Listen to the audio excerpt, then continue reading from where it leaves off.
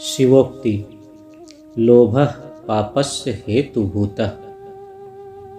मनुष्य वस्तु जगत, भाव जगत तथा आत्मिक जगत की विभिन्न सत्ताओं को आत्मसात या आत्मस्थ करना चाहता है। वह जानबूझकर या अनजाने में यह करना चाहता है। जब वह आत्मिक जगत में किसी वस्तु को आत्मसात या आत्मस्थ करना चाहता है, उस समय उसी आत्मस्थीकरण की प्रक्रिया में ही वह अपनी आत्मा तथा अपनी आत्मा की निवृत्त्यात्मक गति को धीरे धीरे खो बैठता है और जिसको उसने आत्मस्थ करना चाहा था उसी में वह आत्महारा हो जाता है। जैसे एक नदी समुद्र की विशालता देख कुछ बहुत बड़ा पा जाने की ऐशना से उसकी ओर अत्यंत तीव्र गति से दौड़ चलती है और समुद्र को अपना बना भी लेती है, परंतु इसको पाने में ही उसकी समस्त ऐशना की परिनिवृत्ति हो जाती है।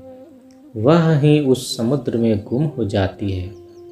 भाव जगत के किसी तत्व के जीव मन जब आत्मस्थीकरण या निजीकरण करने की चेष्टा करता है, उस समय वह उस साधारण अवस्था में उसी तत्व में आत्महारा अथवा मशगूल हो जाता है। वह वास्तव बोध को चाहे संपूर्ण रूप से नहीं भूले, परंतु सामान्यतः भूला ही रहता है।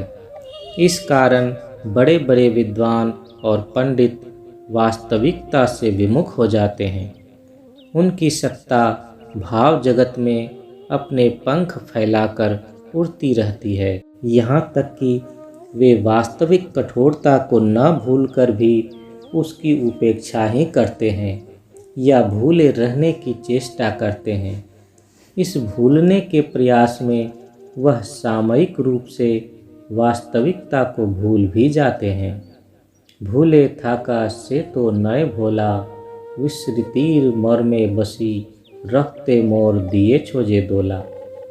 भाव जगत की किसी सत्ता को आत्मसात करते समय साधारणतः क्या होता है? वे तथाकथित पंडित जितनी संपदा आत्मस्थ या आत्मसात कर लेते हैं, उतनी निजी संपदा सोचने के कारण अपने मानस बोध को बढ़ा चढ़ाकर मोटे मेढक के समान बना लेते हैं। जैसे दरदुर अन्य मेढकों से अपने आकार को बढ़ा हुआ रखता है और अपनी विराटता को दिखाने के लिए वह अहंकार से अपने आकार को और भी फुलाकर बढ़ा देता है, जिसकी वजह से अंत में उसका पेट फट जाता है। उसी तरह से ही भाव जगत के किसी एक छोटे से तत्व को जो लोग निजी कर लेते हैं, वे अहंकार में चूर हो जाते हैं और अंत में उनका ध्वंस अनिवार्य हो जाता है। जहाँ जड़ जगत आत्मस्थीकरण या प्राप्ति की स्पृहा अधिक प्रबल है, वहाँ साधारणतः आत्मिक जगत की या भाव जगत की स्पृहा कम है। वहाँ जड़ जगत की क्षुधा कुछ अधिक है। इस जड़ जगत की क्षुधा को मिटाने हेतु जगत की समस्त संपदा का सब मनुष्यों के बीच समान भाव से बंटन किया जाए, अथवा सभी सामर्थ्य के अनुरूप मेहनत करें और प्रयोजन के अनुसार पाएं। जैसे दार्शनिक मतवाद सामान्य मनुष्यों के बीच बैर को ही प्रश्रय देते हैं। इनका प्रभाव सामूहिक तो है ही, व्यक्तिगत शांति में भी विघ्न डालते हैं। मनुष्य एक दूसरे को सरल तरीके से नहीं समझता है और संदेह से देखता है। वर्तमान जड़वाद ने मनुष्य को इस स्थिति तक पहुंचा दिया है जिसका परिणाम अत्यंत भयावह है। जड़ जगत के आत्मस्थीकरण या निजीकरण की इच्छा सहज भाषा में प्राप्ति की जो युक्ति वर्जित ऐशना है, उसे ही लोभ कहा जाता है। आत्मिक भूमि पर आत्मसात करने का प्रयास निर्दोष, निष्कलुष एवं निष्कल्मष है।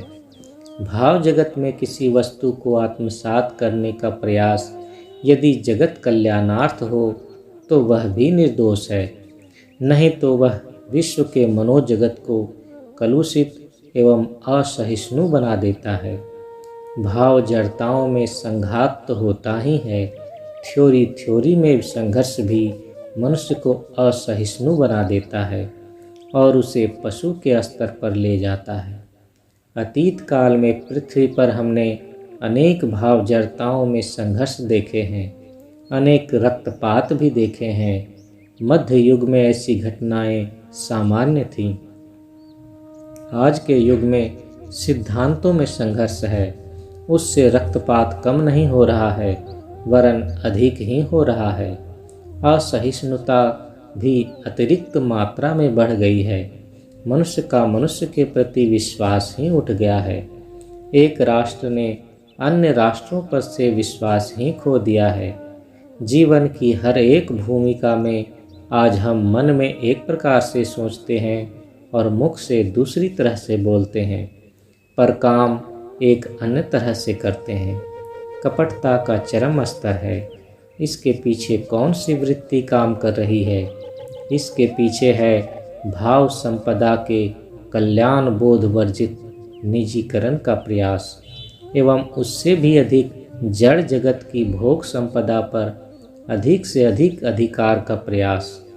इस कारण चाहे भाव जगत में हो या जड़ जगत में हो, जिस वृत्ति की प्रेरणा से आज का एकल मनुष्य अथवा गोष्ठीबद्ध मनुष्य वल्गाहीन होकर दौड़ रहा है, वह वृत्ति है लोभ। इस वृत्ति को विचार तथा रैशनैलिटी के द्वारा, शुभ बुद्धि तथा साधना के द्वारा नियंत्रित न करने के फलस्वरूप मनुष्य जाति की अकाल मृत्यु होगी।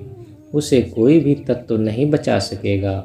यह लोभ वृत्ति आज के मनुष्य को ऐसे स्तर पर ले आई है कि वह किसी भी पाप को पाप नहीं मानता। पाप बोध को वह एक दुर्बलता के रूप में सोचता है तथा पाप की पराकाष्ठा को बौद्धिक बहादुरी कहकर परोक्ष रूप के साथ है ही प्रत्यक्ष रूप में भी प्रकट करता है। त्रिकालदर्शी शिव ने जड़वाद के इस अभ्रमलेही प्रसार तथा उसकी भयंकर परिणति की बात सोचकर ही स्पष्ट भाषा में कहा था, लोभः पापस्य हेतुभूतः। परमपिता बाबा की जय।